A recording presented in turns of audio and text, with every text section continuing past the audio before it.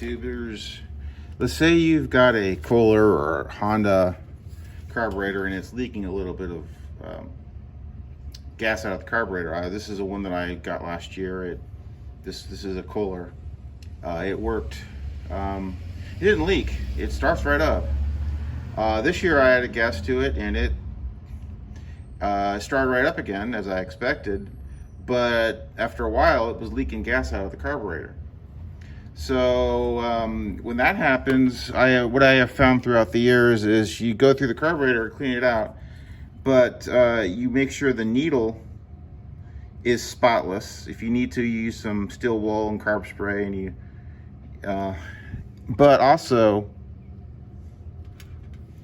the spring that is the needle is spring loaded, you just pull it open a little bit to get, because the spring will weaken over time, so it gets more spring into it, so to speak.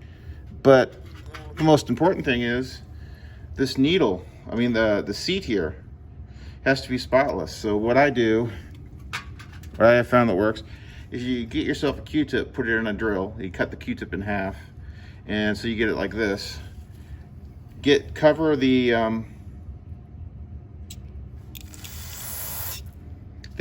Q-tip part with carburetor spray, and then put it in the seat area.